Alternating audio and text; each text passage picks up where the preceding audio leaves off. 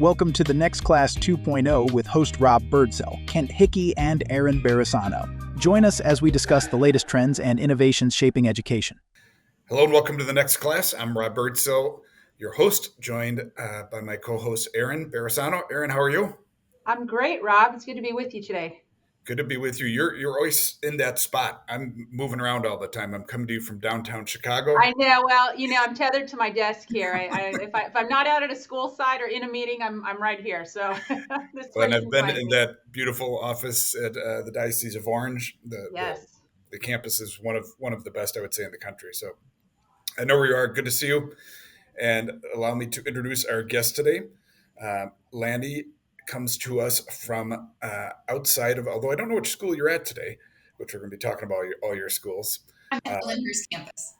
Okay, Lannie Davis from Lynn. So I don't know if I've been to that one. Is that the original one? Yeah, that's the OG. Yeah. Okay, yeah, so I have been to that one then.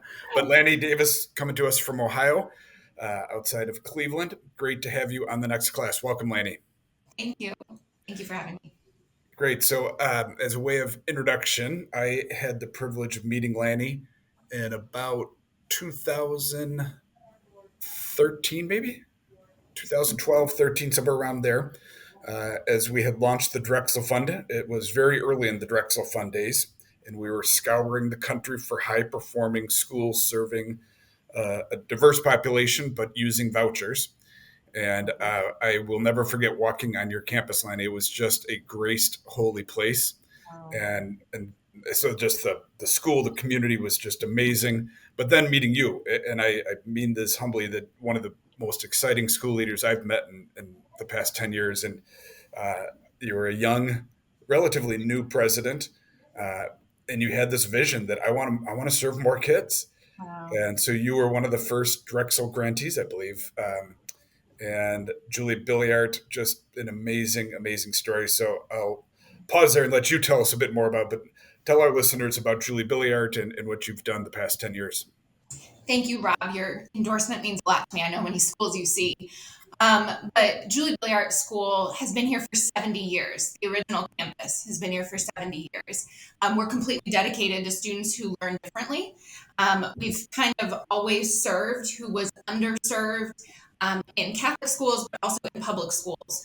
So when we originally launched in 1954, the Sisters of Notre Dame answered a call, and that was to educate students who traditionally were not in the Catholic schools at that time. So much was unknown about brain development and about different types of learners that the kids in the 50s were institutionalized, and they were not in your traditional Catholic schools. So the sisters were petitioned by parents to include kids with special needs in Catholic education. So the beautiful mission is the exact same one today. It's just that we serve a little bit of a different population than we did in the 50s. And it was 10 years ago that right around when I met you, Rob, we were turning kids away, and we didn't have enough space for all of the interest in our campuses. And so I opened my big mouth, and by the grace of God, we started to investigate what capturing, with great fidelity, what the sisters did and embarked on so long ago, we wondered if we could replicate. And so we replicated our second school in Akron, which is more of an inner city area. And we did that in 2017. And then we launched our Westlake campus in 2021. And then we just launched our fourth campus, JB Birdsell, all kind of in this Northeast Ohio market, all with the same mission, and now serving, 4 times the amount of kids and still growing. It's amazing. And it's wild, Lannie. It was 10, 11 years ago. You and I you were just dreaming this. And Wow. it should be noted, you're the first lay leader of Julie Billiart. Yeah. And I'd forgotten the story of the origin. I mean, I can't imagine the sisters' call in the 1950s to serve this population. It's just beautiful thinking about how little we knew then compared to what we know now around students with special Right. needs. And tell us how I've got so many questions. Where do we begin? But the JB way. I remember you and I had a lot of conversations. What is the JB way? Well, the JV way is really what we've just captured as what we do and how we teach our kids. So the philosophy so long ago, we had this little nun, Sister Francois, and she used to say, if you're not learning the way I teach, I need to change the way I teach so that you can learn, which is really, I think, just best practices in education.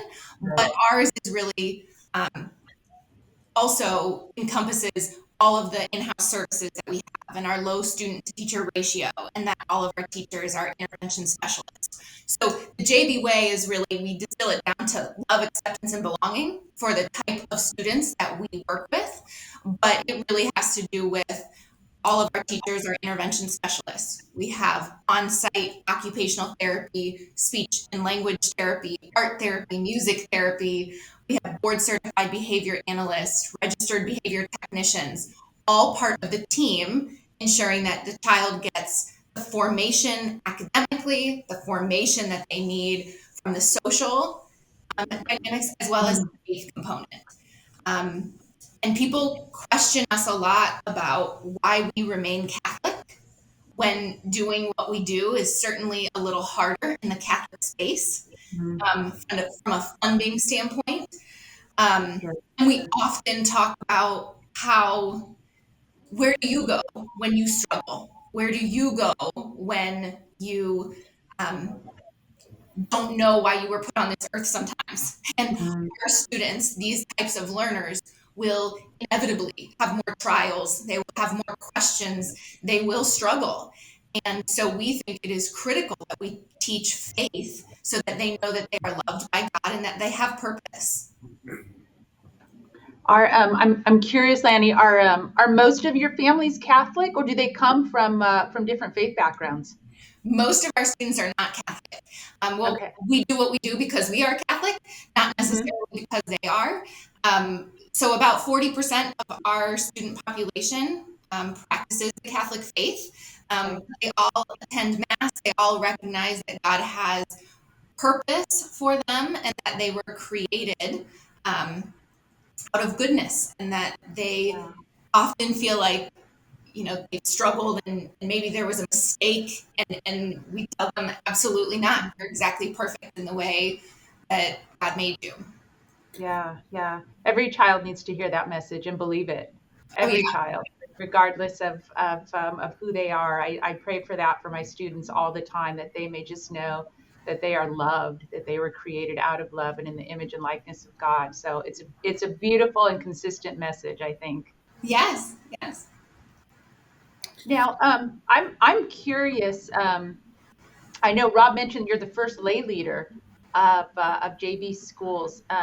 Being a female leader in our church, I know I've certainly, as I've grown in my leadership position and my role in serving our church, there are opportunities, but there are certainly a number of challenges. What are some of the challenges, the struggles, and some of those outcomes that you've experienced in leadership? Well, where do we begin? I know, right? That's a separate. Yeah, I mean, I do believe that the Sisters of Notre Dame really paved the way. I mean, they are trailblazers in their own right. Yeah. There are, if you look at just as nuns across the world and what they have done, they're some of the best business women I know. They have really thoughtfully planned the future. They understand impact. They understand, that you cannot have a ministry without a business behind it that supports it. Right. So, I have a great line of women leaders in the Sisters of Notre Dame that I've had the pleasure of working next to, who have taught me so very much. I think that our church has a lot of work to still do, but that when you look at who is the church is the people, and so many of the people doing this work are females in leadership roles. And so I'm proud to be the first lay leader. I very intentionally made sure that people knew the joke, the Sister of Notre Dame, who I took over for after 30 years that she was here. This was her baby. This was her home. She wore, by the end of it, she wore orthotics, and I was wearing heels. And so I said, our shoes are very different, and our path will be in the same direction, doing the same work, but we will have a very different imprint. And people still come out of the woodwork who love Sister Agnes Marie, and her spirit and everything will always live here. But I'm proud that as a lay female and as a parent, I think I'm a better mom because of my work, and I also think I'm a better leader because I have children. Yeah, that's great. Wonderful. And Lannie, you were kind enough a couple months ago to have a conversation with my daughter Jenna, who is going into your field, and you got her so excited about this work that she was considering moving to Ohio. And she was like, if she were anywhere like in California, Colorado, I'm going to work for her, Dad. And she's like, but Ohio, I just don't know. I was like, I lived in Ohio for 2 years. It's an amazing place. But you got her so excited. I wonder, this role that you have as leader, you've grown to 4 campuses. The past couple of years have been hard for teachers. It's been a tough slog, and we're not replacing them at the rate we need to. We're not developing them at the rate we need to. How has it been for you the past years as far as your staff recruiting? And is it even more challenging, or do you do what you do with Jenna to everybody? Well, I'm going to get Jenna here one way or another. Erin has actually met her. Erin knows Jenna. I know, yeah. She was awesome. We have put a lot of time and energy into understanding the heart of our teachers, and kind of their why. And when we have a wonderful chief schools officer here, Jody Johnston, and we wanted to ensure that what we see across the nation, which is that teachers are leaving teaching. They feel unsupported by the parents that they serve. They feel unsupported by the kids. They don't feel as if their worth is valued from their compensation. So we were reading all of that and making sure that never happens here at JV. So we have taken time to sit down with every single teacher in our network, and we asked them some critical questions about why they came, why they stay, what they believe is us supporting them, so that we can get right what compensation, what flexibility, what support looks like to them. So we have done a lot more on the compensation and the incentives and some of the benefits that we have. We're one of the only Catholic schools in our area that is actually doing paid parental leave. So female, male, whoever, they get actually paid parental leave. And we're really trying to support the life cycle of what that teacher needs. We have a formation program that they start when they come to JV so that they can understand what the JV way means in the classroom. Our teachers feel like they have the best of both worlds. They get to teach all day, so they don't just pull out kids from the classroom, teach them a lesson, and push them back in. They teach all day, but then they also have that responsibility of, all of the dynamics that go on when designing an intervention plan for a child.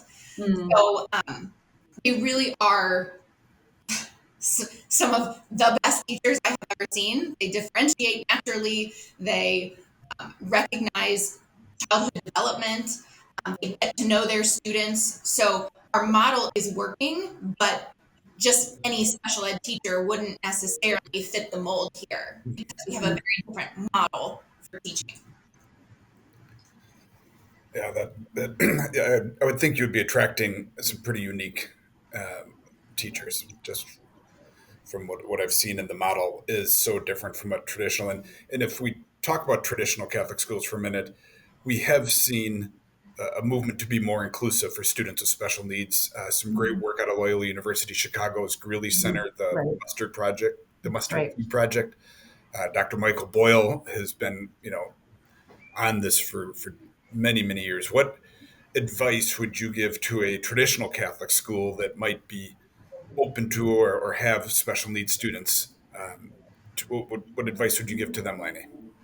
Well, we have started actually we have an intervention specialist consultant now who's working in the Diocese of Cleveland. So when a child is struggling, one of our teachers is deployed and goes in and helps them, because we will never have enough schools to help every single child who needs us.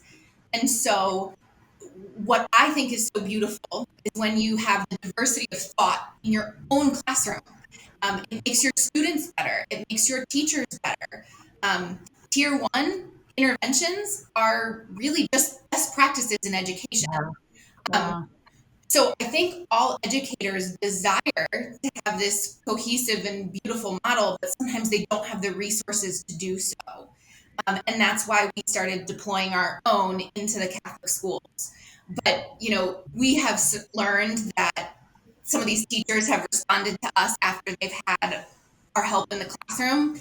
And they're saying things like, my students are learning empathy and they're learning a different level of love and joy.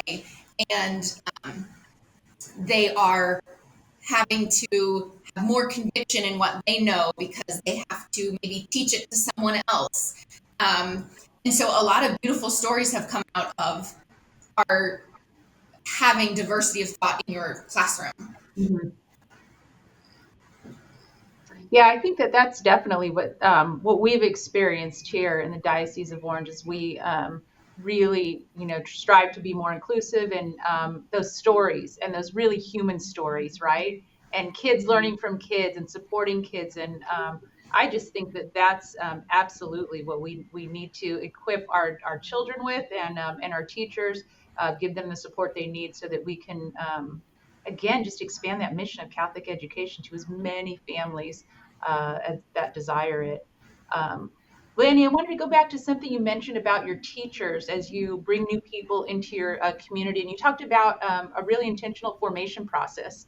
Can you share a little bit about what that means, what that entails?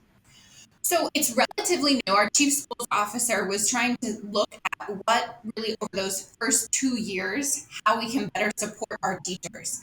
So we try to help them. We try to give them a space to understand what responding to our kids with love looks like when there is maybe a disruptive behavior, or how do you truly collaborate around what is best for students when everyone maybe believes something different. And so we talk a lot about what at JB, what does working with the families look like?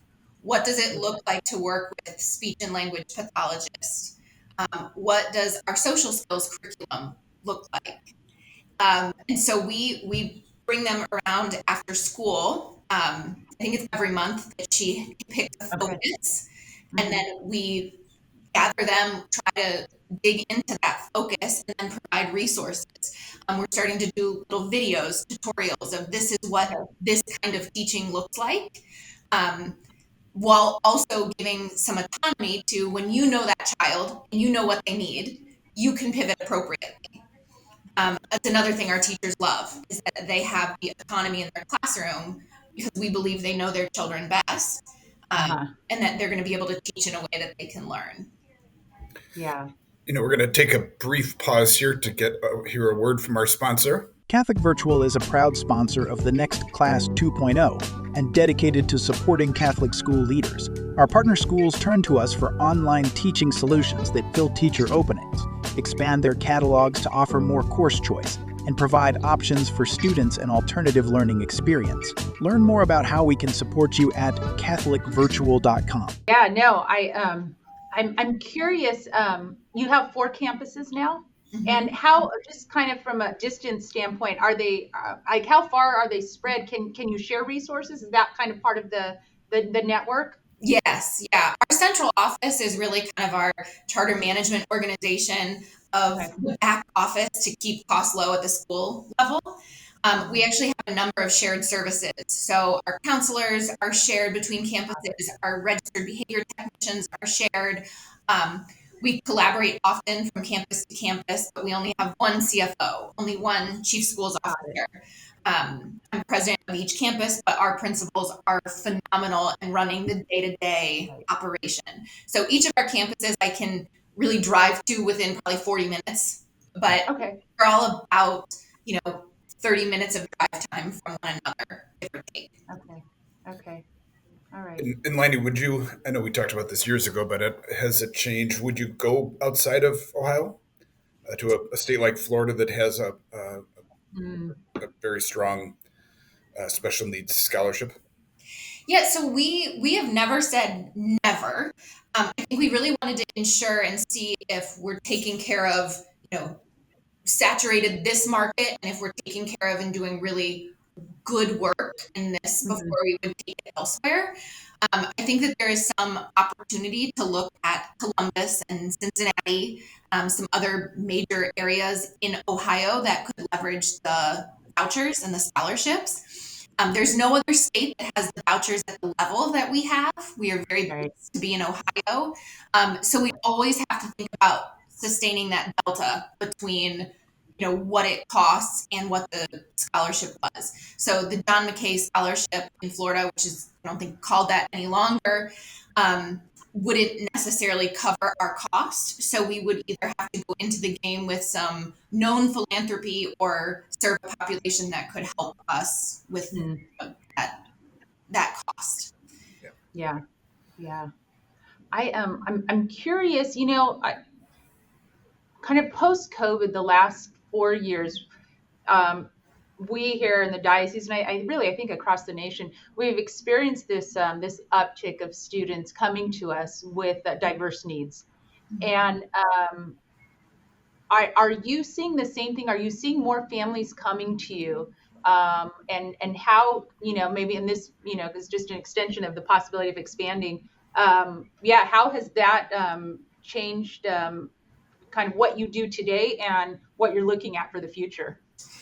Yeah, we've absolutely seen an uptick post COVID. I think mental health is a Mhm. huge thing across the nation. It's really explicit also in our, really noticeable in our population as Okay, well. sure. There's so much comorbidity between, Yeah. an autism diagnosis and anxiety, and sometimes depression or Yep. ADHD. So we have seen definitely an uptick. We have put more supports into play. We now, on top of all of the other supports, we actually have counselors in our classrooms. At each school, we have registered behavior technicians, which are really looking at where the maybe disruptive or dysregulated behavior is coming from, so that we can Okay. get to it prior to it really showing up and disrupting the child's access to the curriculum. So Hmm. we have put more. We also have we have therapy dogs at every campus. Okay. Our kids really, really do well with um, kind of taking some of those academic risks in front of a therapy dog. Sometimes that's so much less intimidating than having a human. So some of our speech therapists have actually used the therapy dog to start to stimulate some of that initial language. It's pretty phenomenal how they use our therapy dogs across campuses. Um, but all of those I think just support the heart of the child. Hmm. You know, you guys were when I met you K-8. Are you still just elementary schools? Yes, it's exciting though that we're going to start next year at our Birdsell campus. We will start a kindergarten program. So it's really us dipping the toe into kind of the preschool space. We're Okay. calling it kindergarten because it really is those prerequisite kindergarten skills that so many of our if you look at what happened 4 years ago and Hmm. boys Yeah. having so much incidence on the autism spectrum, we see a lot more boys diagnosed earlier. We see a lot more boys in general, and sometimes they just need another year of preschool before they're ready. But there's not a lot of options. So we are Right. starting a kindergarten program that will have services, that will have speech therapy, occupational therapy, and academic supports earlier to see if when we follow that trajectory, if they're able to do better later in life because they had that intervention early. And research would tell us yes. So we're going to launch our first pilot kindergarten program. When I remember your classrooms evolved over the grades, that the early years were much more sensory And Yes. then I remember seeing the eighth grade classroom that looked very much like a traditional classroom with the Mm. goal of mainstreaming them into a traditional high school. So that makes sense. You would go down rather than up. Um, and so that's exciting. Having my wife as a early childhood education practitioner and my older daughter. So that Mhm. age is an important age, and so Yeah. that's great to hear. Sounds like you should all move to Ohio. I I know that was what I'm hearing is Sounds like we could do some really great work with But it is a great state, and the Cleveland area is just wonderful.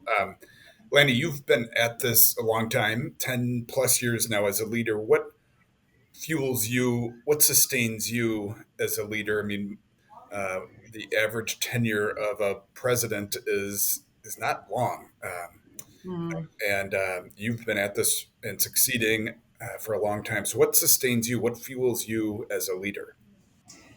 Um, I really believe it's this deep belief in that what we do matters and that we have impact.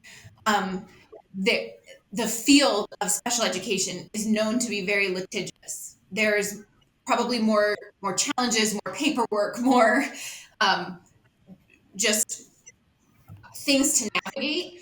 But I get to see all of the joy, and there is far more joy in this sector, far more goodness, and I just have such a belief that what we do matters and that it is needed and that it is working, and that belief in his goodness is kind of what propels me forward every morning.